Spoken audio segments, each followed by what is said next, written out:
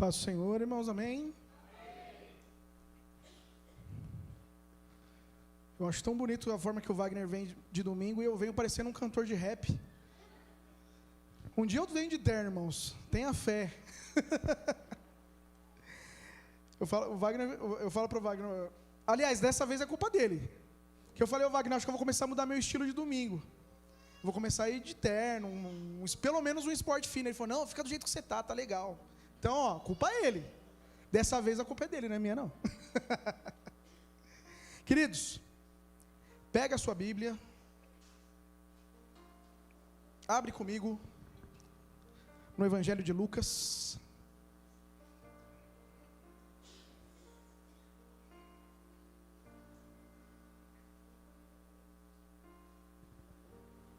Capítulo 7.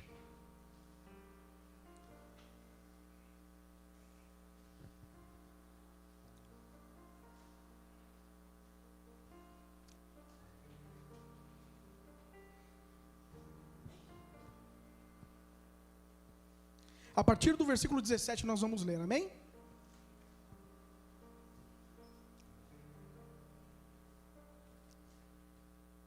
E correu dele esta fama por toda a Judéia e por toda a terra circunvizinha.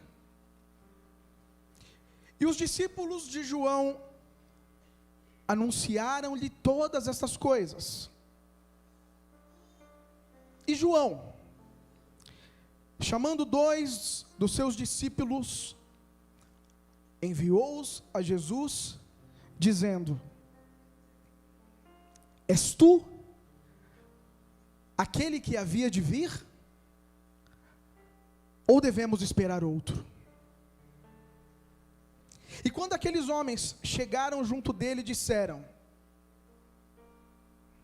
João Batista enviou-nos a perguntar-te: por acaso és tu aquele que havia de vir, ou nós devemos esperar outro? E na mesma hora curou muitos de enfermidades e males e espíritos maus, deu vista também a muitos cegos. Respondendo então Jesus, disse a eles: agora ide e anunciai a João o que tendes visto e ouvido, que os cegos vêm, os coxos andam, os leprosos são purificados, os surdos ouvem, os mortos ressuscitam, e aos pobres anuncia-se o Evangelho. E bem-aventurado é aquele que em mim não se escandalizar. Pode se assentar, querido. Pode colocar um pouquinho mais de volume para mim, tecladinho aí, por favor.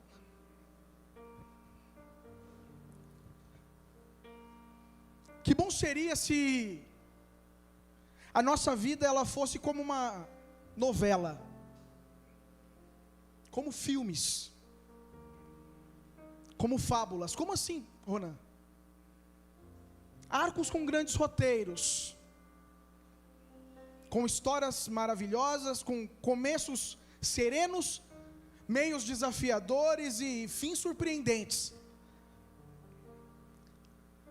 com finais felizes de princesas que casam com príncipes, de plebeus que se tornam reis, fracos que se tornam fortes, com gerações se passando, com você tendo deixado até mesmo um legado heróico e triunfante. Seria muito bom se a história do ser humano comum, mediano, normal, fosse tão fácil assim, aonde nós pudéssemos saber com toda a certeza do nosso coração que, independente daquilo que aconteceu no início da nossa jornada, por mais difícil que seja, nós teremos um meio de história triunfante e um final glorioso. Mas a grande verdade é que a vida, ela não é uma novela. Eu costumo até mesmo dizer que todo testemunho verídico, ele é muito mais bonito nas biografias do que na vida real. Quando eu gosto muito de ler biografias de algumas pessoas importantes que passaram pela terra, E quando você lê a biografia, a história é tão bonita, tão bem construída, tão bem narrada, que você até se inspira ainda mais naquela pessoa ao qual foi escrita. Mas quando você costuma ler as autobiografias, ou seja, aquilo que as pessoas verdadeiramente escreviam de si mesmas, as histórias nem sempre são tão bonitas. Nem sempre elas são tão bem escritas na vida real, no seu cotidiano, como elas são escritas em livros, como elas são feitas em novelas, em filmes. Afinal, a nossa vida, ela não é extraordinária, não existem grandes arcos acontecendo. Hoje o seu domingo foi um domingo comum. Talvez você comeu uma boa macarronada com um belo frango assado,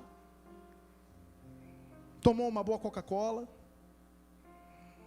acordou mais tarde, depois de uma semana cansativa, em um emprego comum. Depois de uma semana inteira, talvez pegando o ônibus 5 horas da manhã, chegando em casa 8, 9, 10 horas da noite.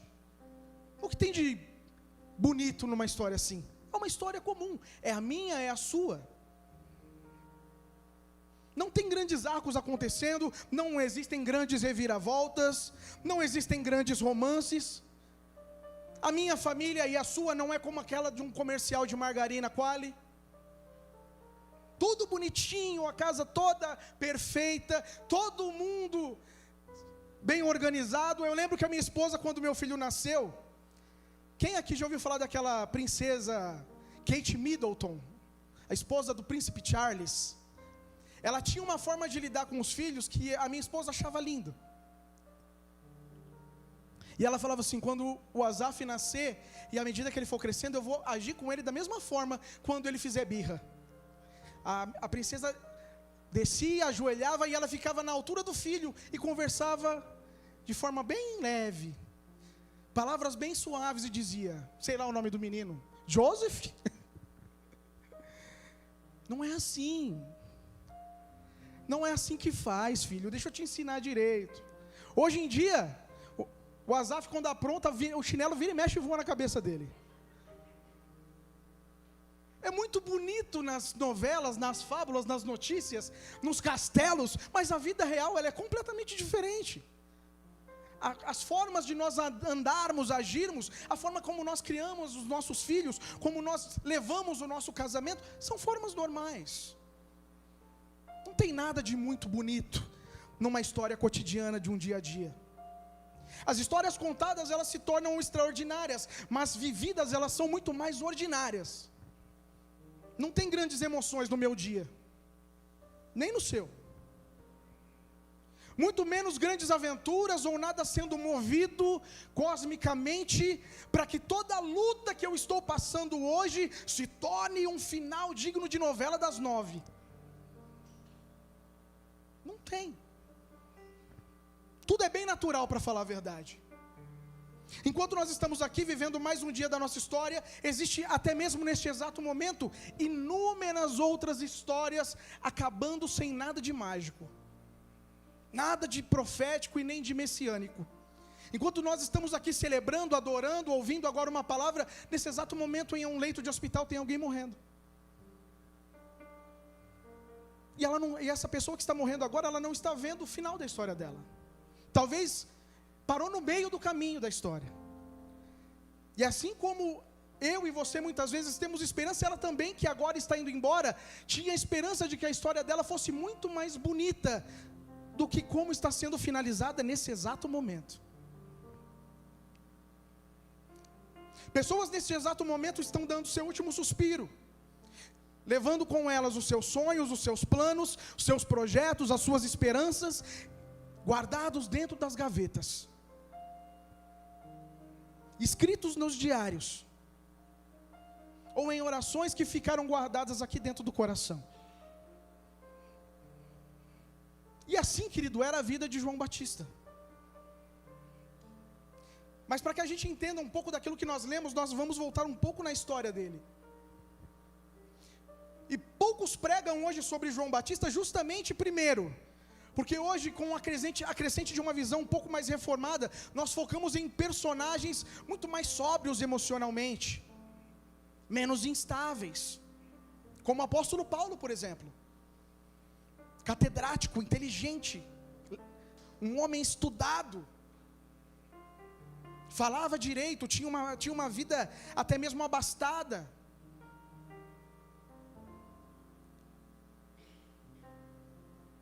Mas João, nós podemos dizer que foi uma das figuras mais importantes do ministério de Jesus, pois ele foi o primeiro homem nascido na mesma época que, diferentemente dos apóstolos, que antes de conhecer Jesus tinham as suas vidas comuns. Uns eram pescadores, outros eram cobradores de impostos. Ele não, ele abriu mão de toda a sua trajetória desde a sua infância, para que a sua vida ela fosse 100% focada apenas em uma coisa: preparar o caminho de Jesus. Mas a história de João, ela começa séculos antes do seu nascimento, com a sua vinda sendo já prenunciada através de alguns profetas. Isaías, em exílio, já profetizava no capítulo 40, um futuro libertador para o seu povo, que iniciaria com um homem que seria a voz que clamaria no deserto. Um homem que prepararia o caminho, endireitaria no ermo veredas ao nosso Deus. Malaquias também profetizou no capítulo 3, ele prenunciava a vinda de um homem que, assim como Isaías descreveu, prepararia esse caminho. E séculos depois, então, que foi profetizado, é gerado no capítulo 1 de Lucas, que é o início da jornada de João Batista.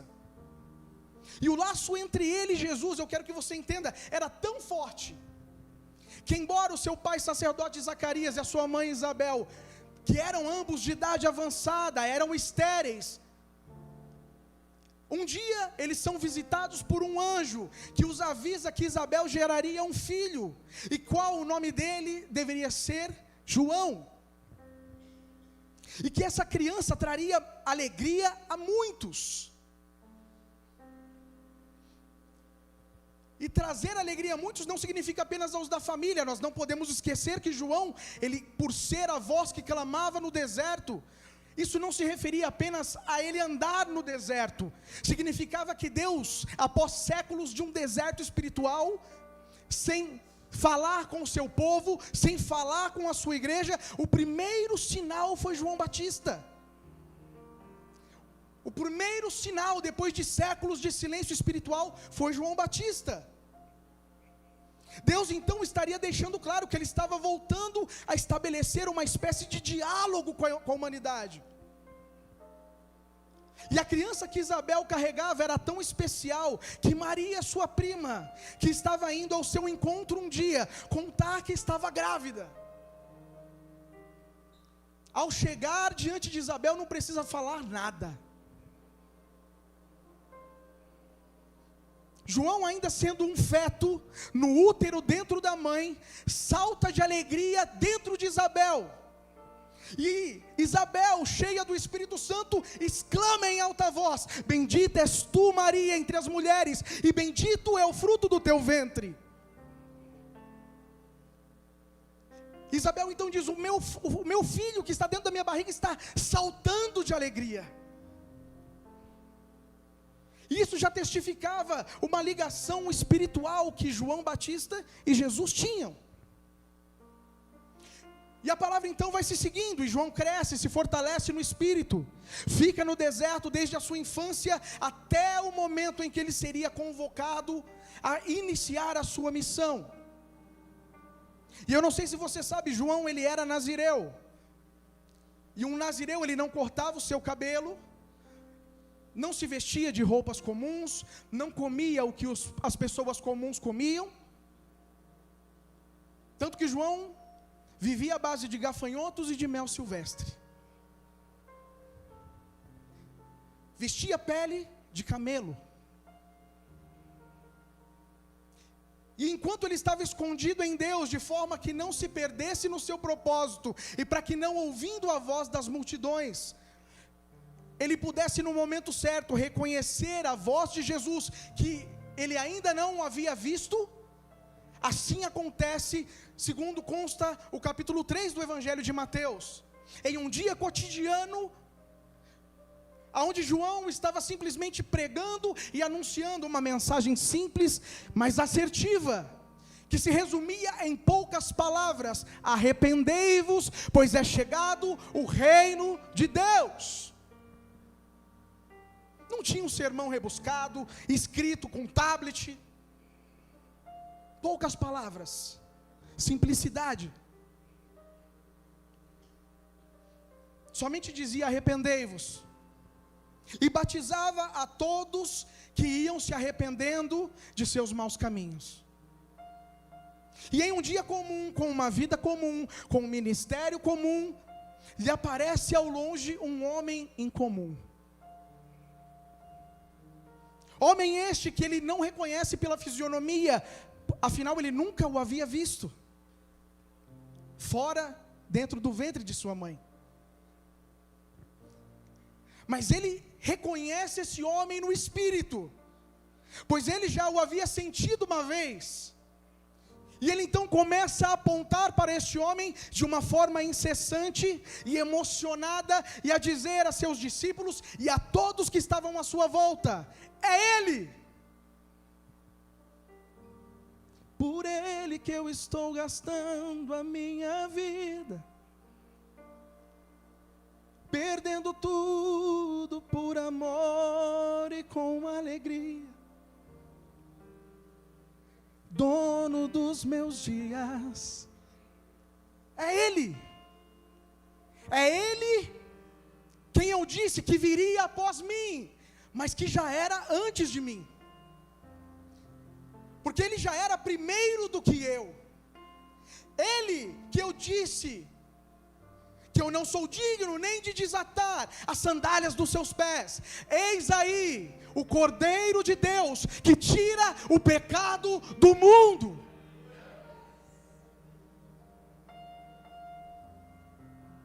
Jesus então pede para que João o batize, para que seja cumprida a vontade de Deus. João se sente indigno e diz: Senhor, na verdade é o Senhor que deveria me batizar. E com isso João estava demonstrando o cumprimento da sua missão. Quando ele diz: Senhor, eu vou te batizar, sendo que o Senhor é que deveria batizar a mim, ele estava declarando com humildade o seu chamado e a sua missão, que era apontar, não aparecer. Mas ao mesmo tempo que naquele momento ele tem o momento mais especial da vida dele, ele também tem o último momento da sua missão. Aquele era o auge de tudo aquilo que João Batista tinha para fazer.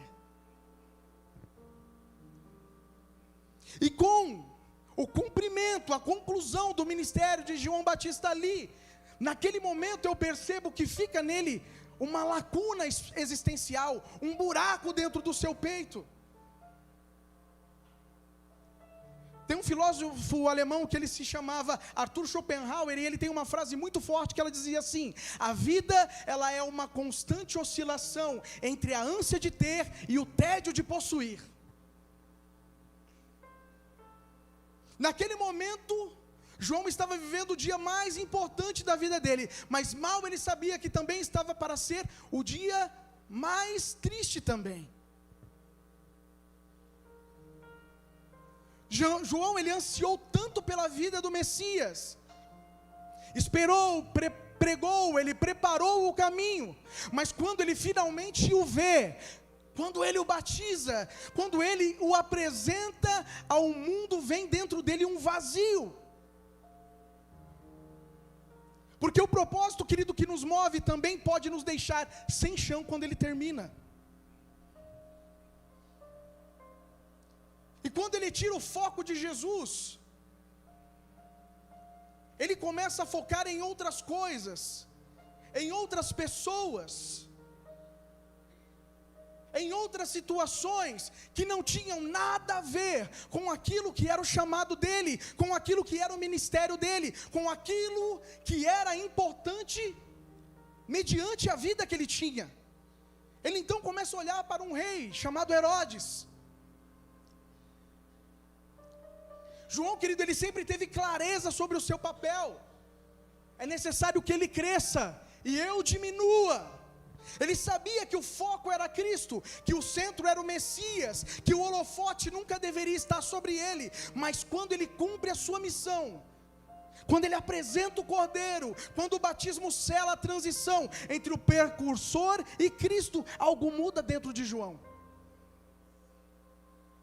O profeta que antes olhava para o céu apenas, começa agora a olhar para um palácio e olhar para o pecado de um rei. Aquele que veio para apontar o caminho, resume seu fim apontando desvios dos outros.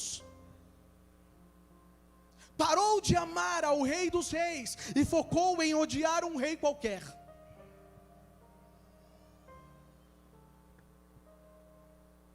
Ele sai do rio e entra em um embate político. Começa a denunciar os adultérios de Herodes. Isso você encontra no capítulo 6 de Marcos, a partir do versículo 17. E querido, ele não estava certo, ele não estava errado, quer dizer. João não fez nada de errado, ele não estava fazendo nada de mal. Mas o problema não era confrontar o pecado. O problema é quando o confronto deixa de nascer de uma revelação e passa a nascer de uma frustração. Ele havia sido levantado só para preparar um caminho, mas agora ele começa a gastar a sua energia combatendo os impérios dos homens. E isso muitas vezes acontece conosco. Quando o propósito esfria, o discernimento enfraquece, quando você não tem mais algo para construir, o desespero te faz buscar a sua própria autodestruição. Entenda uma coisa, nós nunca ficaremos estagnados em nada. Ou você está andando para frente, ou você está andando para trás. Existe uma fome dentro do homem, que sempre está buscando alguma coisa. E se esta coisa não está sendo usada para construir, automaticamente aquilo começa a consumir ele de dentro para fora.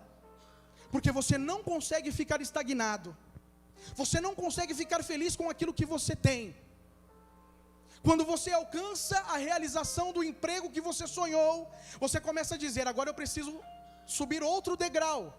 Quando você alcança a realização do carro que você comprou, daqui a um ano aquele carro, você começa a olhar, não é mais o carro que eu queria. Você faz a melhor reforma na sua casa, daqui a pouco você olha e fala, está na hora de eu mudar tudo de novo. Porque o ser humano não consegue ficar parado com nada. Ele não consegue estar conformado com o ordinário. E foi assim que o maior profeta estava começando a terminar a sua jornada. Não em um púlpito, mas por apontar ao dedo para os outros dentro de uma prisão. E entenda uma coisa, quem vai casar aqui, levanta a mão. Quem vai casar? Quem está namorando aí? Quem está noivo? Isso aí eu aprendia na escola dos noivos. Quando a dificuldade entra pela porta, o amor sai pela janela muitas vezes, viu?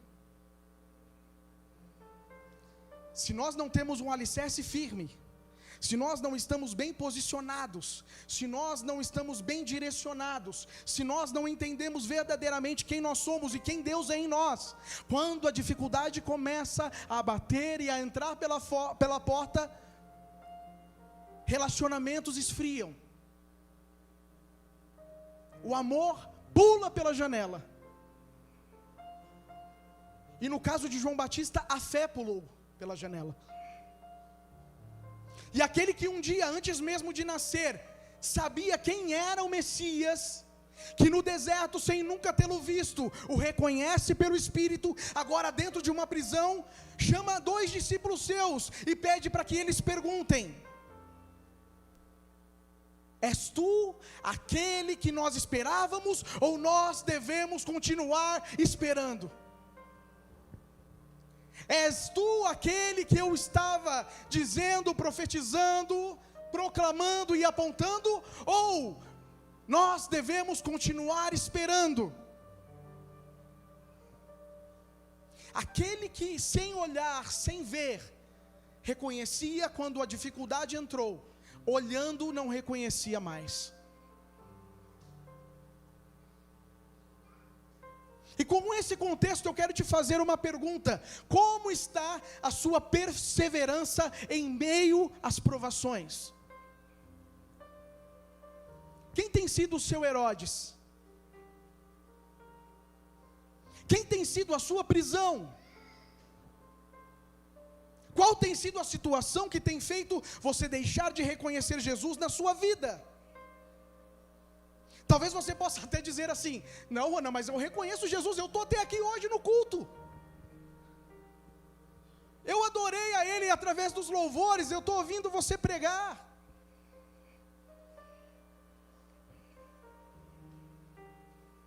Eu ajudo o pastor, eu canto, prego, auxilio nos departamentos. Mas a questão não é essa. João em nenhum momento parou de estar fazendo o que ele tinha que fazer. Ele só começou a fazer de forma má. Ele apenas estava fazendo o que não era a sua missão, mas ele continuou fazendo alguma coisa. Ele não sabia entender que ali no batismo era o fim. Ele não soube dizer não, ele não soube entregar o cajado. Quando chegou a hora de parar, foi onde ele começou a exercer não mais o que Deus havia chamado ele para fazer, mas sim o que ele queria fazer. E muitas vezes nós podemos estar dentro da igreja fazendo o que nós queremos e não o que Deus quer. Nós podemos estar vindo em todos os cultos e estar fazendo a nossa vontade e não a vontade de Deus. Nós podemos estar trabalhando em todos os departamentos, ser pastor, ser apóstolo, ser profeta, ser anjo, e estar completamente perdidos no meio do caminho. Porque não é sobre trabalho, é sobre descanso. Pecado não é só fazer o que é errado, é deixar de fazer aquilo que é certo. Tiago capítulo 4, versículo 17: aquele que sabe fazer o bem e não faz, peca. Nós podemos estar dentro da casa de Deus e adorando versões fantasiosas de nós mesmos. Podemos citar inúmeros exemplos disso que eu falei agora. O sacerdote Eli pastoreava, discipulava. Foi ele que direcionou Samuel, mas não sabia cuidar da própria casa, os filhos estavam perdidos. Podemos citar também o irmão do filho pródigo, estava dentro da casa do pai, mas não honrava o pai, não sabia os direitos e deveres que ele tinha. Ah, pai, se o Senhor me amasse como aquele que saiu, o Senhor tinha feito um churrasco para mim também. O pai olha para ele e fala: mas cara, tudo é teu. Eu nunca parei para fazer um churrasco, porque o rebanho é todo teu. A casa é tua. Você pode passear por todos os cômodos, você pode vivenciar toda a intimidade que você quiser comigo, mas o teu irmão estava morto e reviveu. Estava perdido e foi achado. Então nós podemos estar dentro de casa e perdidos. Nós podemos estar dentro de casa e não honrando o pai. Assim como João Batista, chegando a um nível tão preocupante, onde ele não apenas estava perdendo a sua fé, mas João então, a partir daquele momento, começa a levar os outros a perderem a sua fé. Porque segundo o texto que nós lemos, ele não fala no singular, ele fala no plural, ele fala no coletivo. Ele não pede para que os discípulos dele vão até Jesus e perguntem se ele, sendo o Messias, João deveria continuar crendo ou deveria esperar outro. Não, ele fala para os discípulos: vocês vão até lá e perguntem para ele se nós, no coletivo, ele subsidia a fé dos outros, ele responde pelos outros. Ele começa a dizer: se eu não acreditar, vocês também não vão acreditar. Se eu não andar com ele, vocês também não vão andar. Se eu descobrir que existe um outro caminho, vocês vão para o mesmo caminho que eu. Quando nós começamos a ficar cegos, nós nunca morremos sozinhos, nós começamos a matar os outros que estão à nossa volta.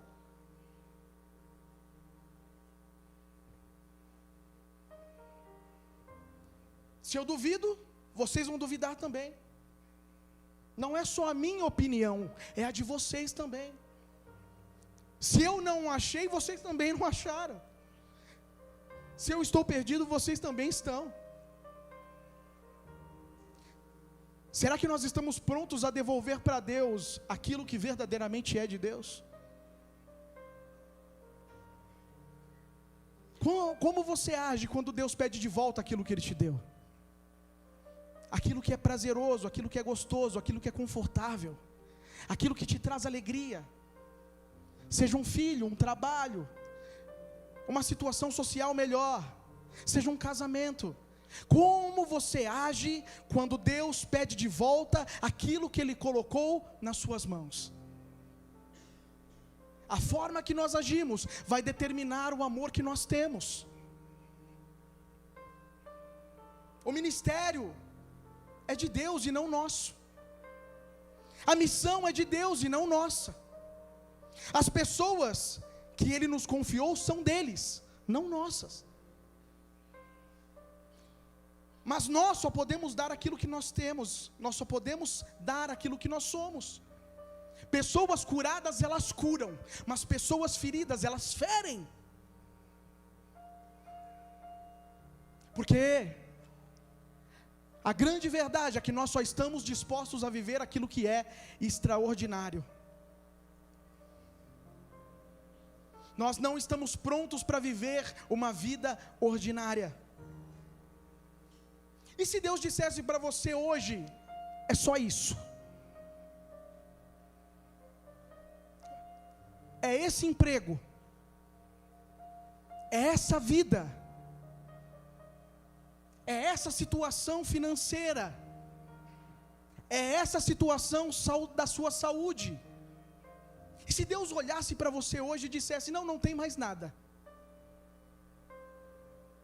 daqui em diante é só viver, é só continuar andando, mas aquilo que você tinha para fazer, você já fez, aquilo que você precisava cumprir, você já cumpriu. Eu respondo por mim. Como foi difícil para mim um dia olhar e falar assim: eu não estou pastoreando a igreja que eu pastoreei. Como aquilo me doeu durante um bom tempo, me deixou deprimido, depressivo, cabisbaixo, entristecido, porque eu comecei a me perguntar e a perguntar para Deus: é só isso? Acabou? Não tem mais nada? Era essa a missão que eu tinha? Era esse o chamado que o Senhor tinha para mim? Era só até aí?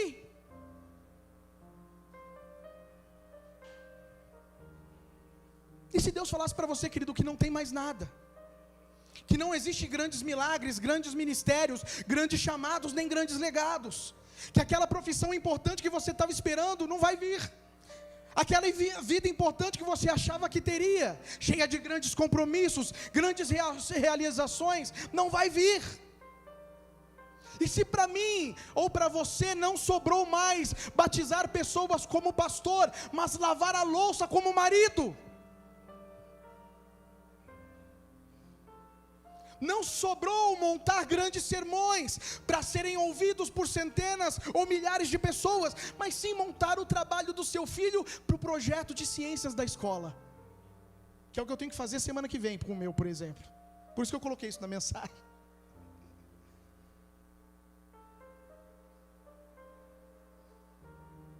E se o rebanho que Deus te confiou não está dentro de um templo, mas é aquele que tem o seu sobrenome, sua esposa, seu marido, seus filhos. E se o deserto mudou, mas o propósito ainda é o mesmo, João Batista, ele estava pronto para viver o extraordinário, mas ele não soube sobreviver à vida ordinária. Ele via a glória em batizar multidões às margens do Jordão, mas ele não sabia o que era lavar uma louça na pia de casa. Ele via a glória em preparar o caminho do Messias, mas ele não sabia como era andar por esse caminho apenas. Ele sabia ser voz, mas ele não sabia ser silêncio. O extraordinário nos empolga, mas é o ordinário que revela quem eu e você somos em Deus.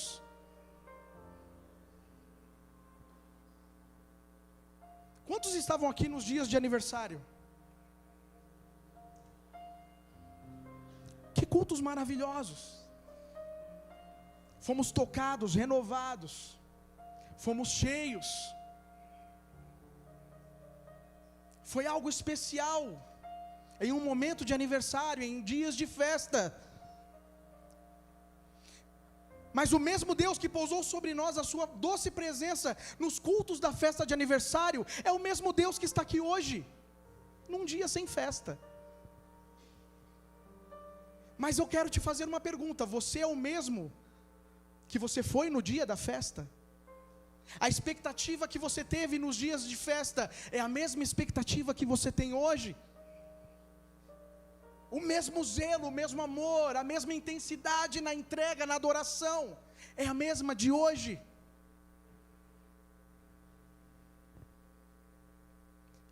Quando Jesus ele é questionado pelos discípulos de João Batista, a palavra diz que diante dele estava uma grande multidão. E essa multidão, ela conhecia tanto Jesus como João Batista. Porque João Batista, embora vivia no deserto, era uma personalidade muito famosa na região. E aquele que um dia disse, é ele, hoje pergunta, é ele?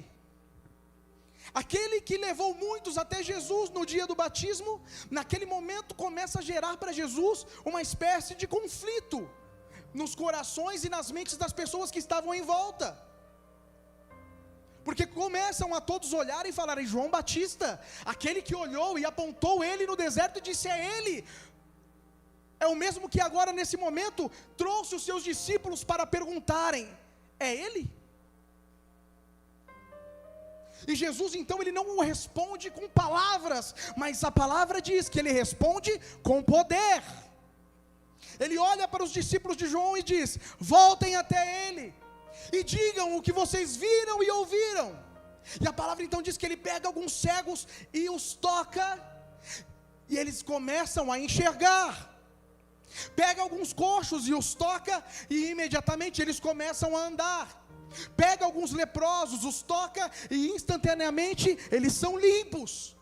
Pega alguns homens possessos de demônios, toca em alguns mortos, e eles imediatamente são libertos e ressuscitados. E naquele mesmo momento, as pessoas então começam a glorificar a Jesus, e a reconhecê-lo como seu Senhor e Salvador, e imediatamente elas são salvas pelo poder do Evangelho. Jesus estava dizendo para João Batista naquele momento, meu amigo, vá em paz, descanse o seu coração, não temas, nem te atemorizes. Sim, você foi a voz que clamou no deserto, mas o que é a voz sem ter o que falar, senão um sino que tine, um som sem propósito, barulho que não surge efeito. João sabia ser voz, mas não silêncio. Mas o céu, querido, ele não se move pela voz, ele se move pela palavra de Deus. A voz ela vai cessar, ela pode cessar, mas a palavra de Deus, ela permanece para sempre. A voz de João calou na prisão, mas a palavra que ele anunciou continua ecoando até os dias de hoje, e é por isso que nós estamos aqui neste domingo. João capítulo 1, versículo 1, no princípio era o verbo estava com Deus, e o verbo era Deus.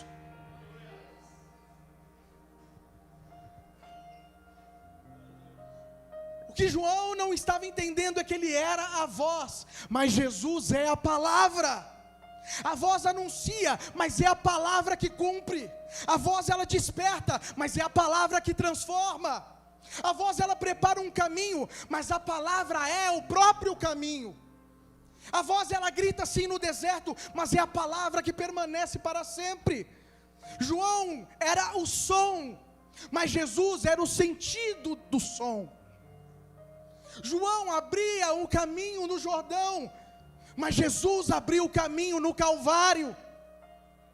João mergulhava homens nas águas, mas Jesus mergulhou a humanidade no seu sangue puro e precioso. A voz do homem, ela cessa na prisão, mas a palavra de Deus, ela não pode ser presa por nada e nem por ninguém. Vozes, elas podem ser silenciadas, mas a palavra, ela nunca perde o poder. E quando a voz de João se calou, a palavra começou a falar com mais força do que nunca, porque Deus nunca dependeu de um som, Deus depende daquilo que Ele mesmo disse, e o que Ele disse, Ele é. O que Ele disse, Ele é. Eu sou o que sou. Eu sou o Cordeiro de Deus, que tira o pecado do mundo. Eu sou o alfa e o ômega, eu sou o primeiro e o último, eu sou o início e o fim. Eu posso pecar, você pode pecar, eu posso errar com você, você pode errar comigo, mas Jesus permanece fiel pelos séculos dos séculos, de eternidade em eternidade. Ele não vai falhar comigo nem com você.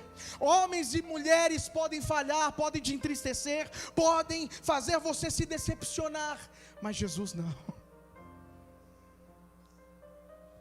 Eu quero que você se coloque de pé.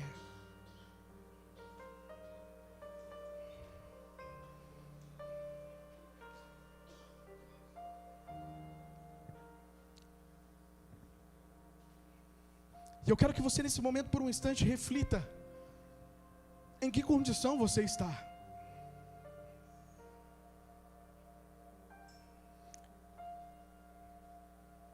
Você ainda o reconhece em meio à prisão? Ou será que as lutas estão começando a fazer com que você pergunte se é Ele? Eu quero que você pense agora naquilo que você está vivendo hoje, que talvez pode ser algo tão difícil que eu nem imagino. Talvez agora, nesse exato momento, existem pessoas aqui neste lugar com enfermidades terríveis e eu não faço ideia. Talvez você esteja passando por situações nesse exato momento que nem eu nem o pastor Wagner sabem, que a igreja não sabe, mas são situações que estão tirando a sua paz, tirando o seu sono, tirando a sua intimidade, fazendo você até mesmo pensar: Jesus é você ou eu devo continuar esperando o outro? Não adianta estar na igreja e estar morto. Não adianta estar vindo aos cultos e estar morto. Não adianta estar cantando, pregando, tocando e estar morto. Não adianta eu e você sairmos daqui hoje, depois de um culto de domingo, e achar que está tudo igual e que é a mesma coisa e que não tem problema. Ele é o mesmo ontem, hoje e sempre. Essa palavra não é só para você, essa palavra é para mim. Tem dias, querido, que você pastor, sim, tem dias que eu olho e falo: Senhor, é o Senhor. Tem dias que eu olho e pergunto: Senhor, és Tu aquele que eu amo? Tem dias que eu olho e pergunto: Deus, aonde Tu estás? É normal, querido. O que não é normal é você sair da presença de Deus com as mesmas questões. O que não é normal é você dizer: não, está tudo bem. Sabe quando um casamento esfria? E você fala: não, está tudo bem. Quando você não olha mais com admiração para sua esposa, e a sua esposa não olha mais com admiração para você, e você diz: não, está tudo bem. Faz parte do relacionamento? Não, não faz parte. Não faz parte do relacionamento com Jesus nós termos dias em que a presença dEle não nos faz falta. Não faz parte de um relacionamento com Jesus nós olharmos um dia e pensarmos: não, tudo bem sair hoje de um culto sem sentir a presença dele. Não faz parte. Não faz parte. Porque é só a presença dele que vai te fazer ir até o fim por ele.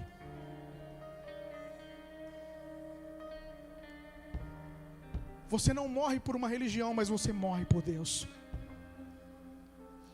Você não morre por um departamento, mas você morreria por Jesus, se você verdadeiramente o conhecer em espírito e em verdade. Você não morre por mim, mas você morre pela tua esposa e pelo teu filho, porque você os ama de forma intensa.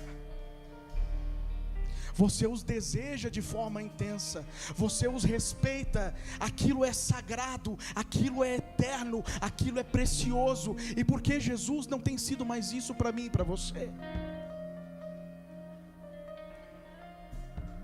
Então eu quero te convidar, querido, com seus olhos fechados, a pensar aonde você parou no caminho.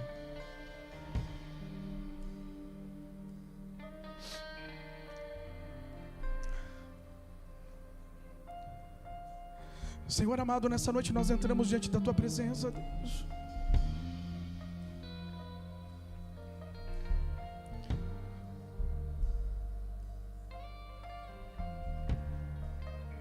E eu sei, Pai, que muitas vezes, Senhor, nós te entregamos algo que é simplesmente natural, medíocre, sem amor, sem paixão, sem intensidade. Mas verdadeiramente, Senhor, nesta noite nós temos diante da tua santa presença livre-arbítrio para entrar no Santo dos Santos e declarar: Senhor, tira de nós toda dúvida, tira de nós, Senhor, todo cansaço, tira de nós, Senhor, tudo aquilo que tem afastado o nosso coração, não da igreja, mas do Senhor. Tudo aquilo, Senhor, que verdadeiramente tem feito com que nós andemos na religião, mas não andemos mais no livre e vivo caminho. E Ele virá, soberano em poder, Ele virá. E o governo está nele. Vejam, ele traz consigo a sua recompensa. Ele virá, soberano em poder. Ele virá, e o governo está nele. Vejam, ele traz consigo a sua recompensa. Ele virá, soberano em poder. Ele virá, e o governo está nele. Vejam, ele traz consigo a sua recompensa. E é Ele, por Ele que eu estou perdendo tudo.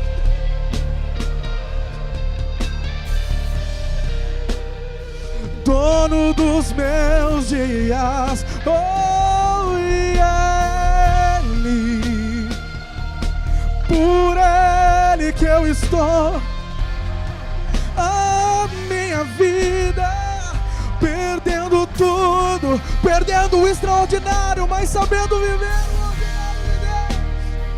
o dono dos meus dias, pra te adorar, ó Rei dos Reis.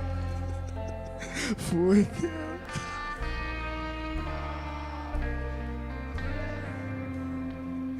meu prazer.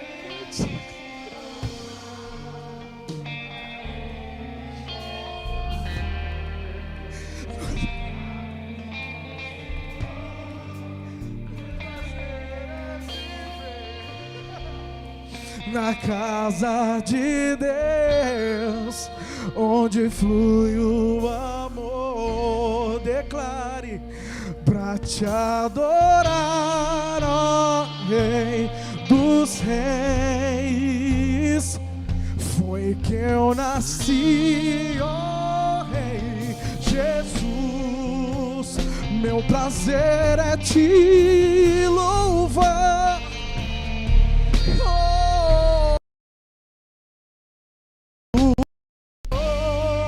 Meu prazer é viver na casa de Deus, onde flui o amor. Declare: pra te adorar, ó Rei dos Reis.